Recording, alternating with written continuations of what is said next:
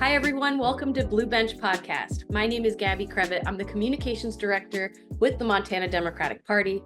Today on the show, we have State Senator Cora Neumann from Bozeman joining us. Senator Neumann, thank you so much for being here today. Thank you. Thank you for doing this podcast. It's really, really helpful. I know a lot of people listen to it and you're getting information out there that's really needed. So thank you. Absolutely. So I want to just jump right in and ask you about some big statewide related news. It sounds like Montanans could face Medicaid work requirements and higher costs earlier than the rest of the country. What can you tell us about that? Yes, that's right. So the state is submitting the 1115 waiver to the federal government to basically expedite the process of having work requirements and some other requirements on people seeking Medicaid or who are already covered by Medicaid. The HR1, the one big beautiful bill, it set some changes to Medicaid, and the goal of those changes basically is to kick people off of Medicaid. So it's actually not Medicaid cuts, even though that is the way it's talked about and what it inevitably eventually will be cuts to Medicaid spending. The way they're doing it is by increasing work requirements and increasing the number of times and how often you need to qualify and reapply. And so through that process, people are going to inevitably fall off or be kicked off. And so that's what the federal Medicaid cuts are. And what the state is doing is trying to expedite that process. So the federal ones won't actually take effect until the end of 2026, right? So we have a year and a half to prepare our states for these new changes. And Montana wants to expedite that process so that it basically takes effect as soon as possible, as soon as the waiver is accepted. So that is a big change, and I'm glad you're doing a podcast on it because it's pretty consequential. So some people might argue like, hey, this is already in the pipeline happening down the road. What's so wrong about bringing up these big changes, earlier than the rest of the country? How do you respond to that? Yeah, I think that I understand the push and urge to, I know I've spoken with Governor Gianforte about this process, and I know that he's committed to and believes that people need to work. And I think anybody who can work and can find work wants to work. So I don't think that anybody's debating that. The challenge is, are we set up to do this? And one of the things that we saw with Medicaid unwinding, so I work at the Native American Development Corporation and we run the Billings Urban Indian Health and Wellness Clinic. And Medicaid unwinding, which was it was Medicaid redetermination, so people needing to reapply or show that they qualify for Medicaid, we had one of the highest rates of people getting kicked off of Medicaid in the country. And that was because our systems were not set up. And so we have not shown in this state, the state has not shown the people of Montana that they have the infrastructure to actually pull this off, to support this process of requiring work and of reapplying every 6 months. I'll show you, if you let me share my screen, I'm going to show you just how dire things are in Montana and why I feel like it's important for us to make a case to the state that we are not ready for this. And we are absolutely, definitely not ready to expedite this process without some serious investment in the systems that we use. So let me just share right here for those who are actually watching this instead of just listening. You can see here on this report from CMS that here, look at where we are. Okay, this is the entire country, all 50 states. We have here, Montana is the very last state. These are states that take 45 days or longer for people to process their Medicaid application. We are the very last in the state. So in what world does it make sense for us to expedite any process related to Medicaid before we fix these systems? We have at our clinic in Billings, and I know that this is happening across the state, we still have people who they've been kicked off of Medicaid, even though they qualify, and they have still not been able to get back on because our process is so broken.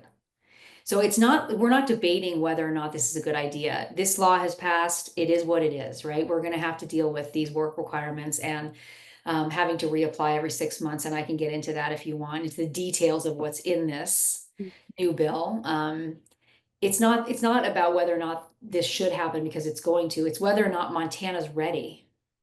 And we are not, we are so clearly not ready because we have not even fixed our system for the redetermination. So I feel like this graph, like we're not even like in the middle here. We are the very last. And so this is states where it's 60% of the applications take 45 days or longer. Right. Wow. Yeah. So that I think is just a really good kind of, that elucidates the issue here. Yeah, that's a wild visual for sure. Yeah. And so that's from the federal centers for Medicaid and Medicare. And I'm happy to run through what is in this waiver and what is in the HB one big beautiful bill, as it relates to Medicaid, if you want. Yeah, let's talk about that. Just so people know, because it's a lot of information and it is confusing. So just to clarify, what is in HB1, and then Montana is actually asking for even more stringent requirements on a couple of fronts. So I just want to run through the key things that are in the bill and that will be in the waiver. So first of all, I think everybody's heard about, so work requirements are, you need to work in order to get Medicaid coverage. So most adult Medicaid enrollees will need to complete and report 80 hours per month of work, job training, school, or community service.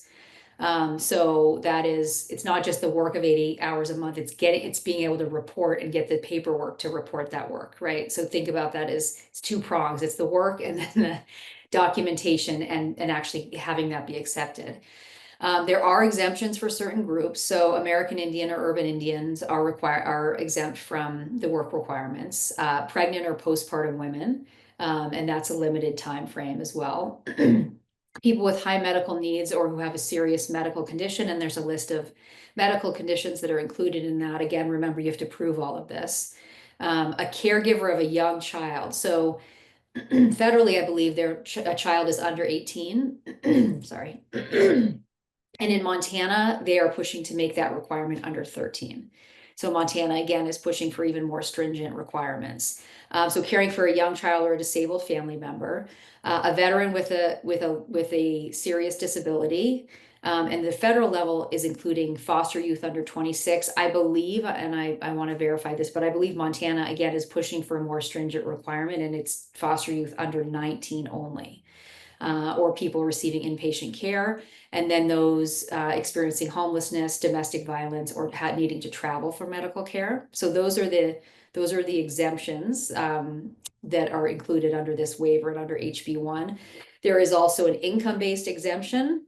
So if you earn at least $580 a month, or average that over a 6-month period, you're considered compliant and you don't have to report your activities because you're working.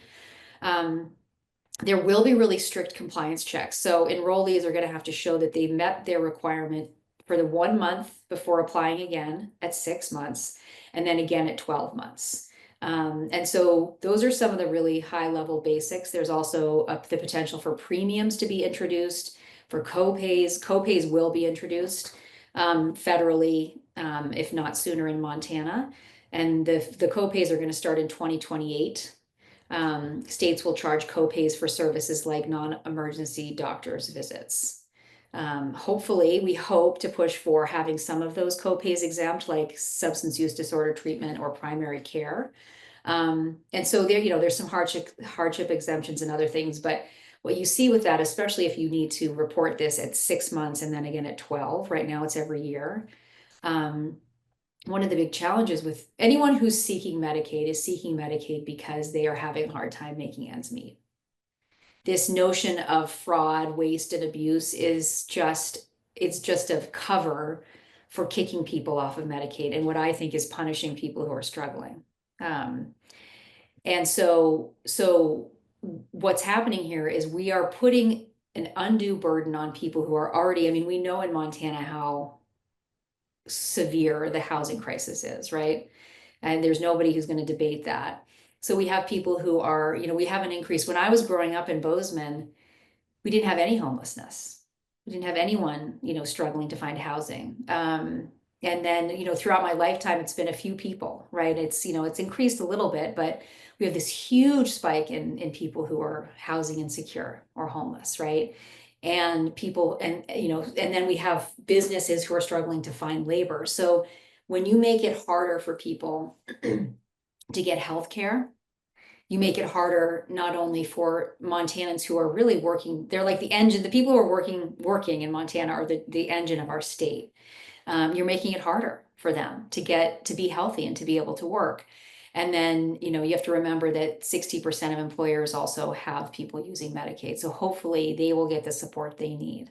But it doesn't make sense for us to be making Montanans' lives harder, especially those who are really, really struggling. And when we see our state going through this huge, the division between rich and poor is just exploding. I mean, I'm obviously seeing it in my hometown, and it's been really hard to watch and to experience. But we're seeing it all over the state. And so, yeah, I know that was long, but I wanted to make sure people have the details of what this means. No, the details are important. And as you explain this to me, I can't help but like, I don't know, find it so ironic how this Governor Gianforte, who's really fancy, he fancies himself to be like this king of cutting red tape. And this just honestly sounds like a bureaucratic nightmare. Like this sounds You're right. like That's a exactly. nightmare for people, for employees, state employees working with folks just trying to get re-enrolled. It sounds like it's going to just be a disaster, similar to what we saw with the Medicaid unwinding, but maybe Yeah. times 10. Who knows how much worse? Yeah. Yep. Jeez. Yeah, well, we're not ready for it. And so pushing the waiver through early, and the thing that I want to encourage people to do is to take action if they can. So public input is always critical, right? We know that. We saw that in the session. I can tell you as a first term senator, having people, Montanans, take the time to come in and testify or call if they needed to, or Zoom. Um, Made a huge difference. I mean, it really does make an impact on us. And so I want to encourage people. There is public comment. Um, and so the state DPHHS is actually accepting public comments until August 18th. And there are public hearings this week on the 31st and August 1st. I'm going to also be attending the tribal consultation one today. And so having, if any listeners can, I know you're going to share the link, but participate in that public comment and share stories of why, not just why, Medicaid, it's one of those things that lifts all boats, right? Medicaid helps keep our rural hospitals open. It helps keep our workforce healthy. It helps, really obviously keep people treated and cared for so that our overall communities are healthier. And it's a huge boost for our economy. Huge. And so even if you're not on Medicaid, we need you to speak up for Medicaid because it is so important for the health and wealth of our state. And personal stories obviously always make a big difference. But let's flood DPHHS with comments and testimony. I want to ask you just briefly about work requirements. When you talk to, I don't know, just somebody on the street, a random person on the street, and you talk to them about work requirements on paper, work requirements for whatever reason, it doesn't seem like it makes sense to people. People are like, yeah, work requirements.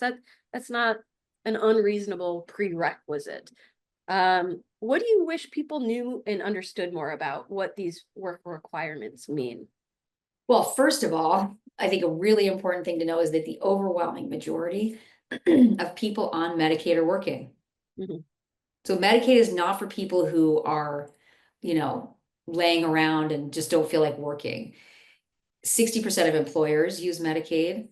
The overall majority of people on Medicaid are either working or in school or are full-time caregivers. So it's not like people on Medicaid aren't working. What this is going to do is make it harder for people to stay on Medicaid. It's going to add a huge amount of work to their plates when we know that, again, if you're on Medicaid, you are not flush, right? You are struggling to make ends meet. And so what I would say is most people already are working. And so why are we adding 50 to, I don't even know how many times, but 50% more work, right? You have to now, well, it's more than that, actually. Not only do you have to prove that you are eligible, now you have to also submit documentation about your work.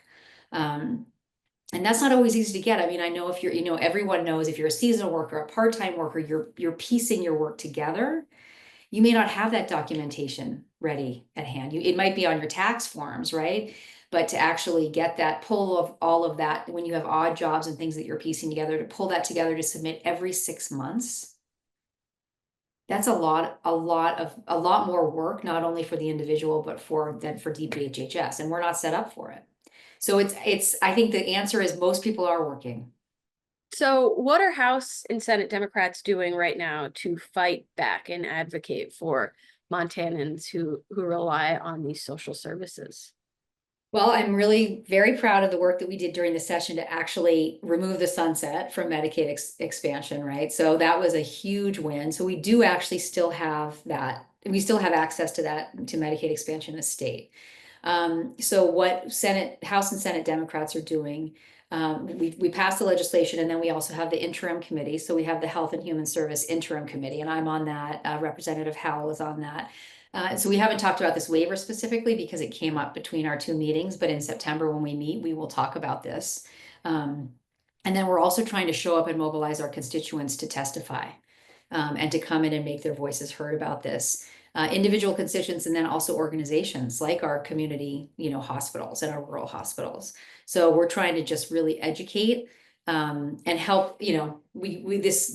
Medicaid expansion was a major win for us. Now let's keep it, right? And we can do it. I mean, if we take the time to set up systems and to staff up and to improve our technology in this state, this doesn't have to be a huge disaster. But we're not there yet, right? So just reminding the state and reminding anyone who's involved in this process that we are not set up yet. One thing, Representative Howell passed a bill which is an assister portal, which will help community assisters, who are people that help individuals enroll in Medicaid and stay on Medicaid. It's a portal. It's an actual technological solution, and I don't think they've developed it specifically yet. But that bill passed, and so we will have that portal up and running. But that's also not until next year. That's May 26th, I think, the earliest. So we've passed additional bills, not just Medicaid expansion, to make this process easier. But now the state needs to slow down and invest in a serious way. I'd like to point out as well, you, as well as some of your colleagues that you've already mentioned, Representative Howell, Representative Cafaro, will be holding a town hall this week, Thursday, July 31st at 6 p.m. Holding a town hall. We're hosting with stakeholders from across the state, representing organizations like Planned Parenthood and clinics on Montana Food Bank Network, tribes. Yeah. So you guys are also getting out there and holding town halls, whereas I know folks from across the aisle, especially our congressional delegation on recess, they might not be eager to talk about this. No, of course not, because it's not popular. Not popular. It's wildly unpopular, and it's the last thing we need right now. So yeah, we had a great session. I mean, one of the things that so that's what we're doing on Medicaid. And then I also just, want to reinforce, one of the things I talk about at every town hall, and just as I'm out and about talking with people is I just want to encourage Democrats to be really, really positive right now. We had so many wins at the state level, more than we've had. Democrats are the minority. It's not easy for us to pass a bunch of bills. But we had so many successes this session that none of us expected to, because we built, coalitions and really just set differences aside to work together. And so I want one of the things about Democrats is that and why I'm a Democrat is because we want to fix things. We want to make the world a better place. We want it to be fair. We want everyone to have opportunity, to flourish, to thrive. And so we set really, really high expectations for ourselves. We want to accomplish sometimes more than is even humanly possible. And what happens is it's never enough sometimes as Democrats, right? It's like we have a really hard time stopping and celebrating our success. And so I just really want to encourage everyone. I know if you look at the federal level, things are scary and dark and very, I mean, there's violence. There is, increasing, move towards fascism. I mean, we're really there. And so when you look at the federal level news, it's scary and it's dark and it is overwhelming. So I'm encouraging people to look at what we're doing at a state level, because we have some really phenomenal accomplishments, and I want Democrats to celebrate. Like, we should be out celebrating and talking about what we've achieved.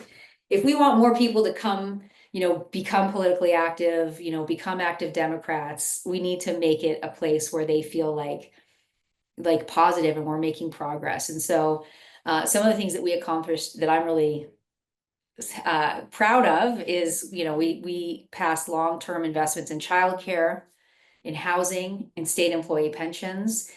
We passed a property tax bill that's delivering real relief already to Montanans. It's not perfect. It was tough on my district, and we're looking at how we're going to continue to fix that. But it's a really important property tax relief bill. We reauthorized Medicaid. We delivered some amazing legislation to Indian country, and I'm sure you'll have some of our, the American Indian Caucus legislators on. We defeated almost every single anti-judge bill, the partisan courts bills, which was huge. It's a huge, important step to protecting our freedom. And then obviously we passed the budget. So yeah, there's a lot to be proud of. And I think that's my final word for everyone in any of the town halls or meetings I go to is let's celebrate and be really positive, because we're on track. We're making, great strides here as Democrats in Montana. Thank you for being a part of it, Gabby. Well, I like the idea of ending on a high note. I'll be honest, we get into a lot of the doom and gloom on this podcast. So let's end on that high note. Senator Neumann, it was a pleasure having you on the show today. Thank you so much for stopping by. Thanks for having me.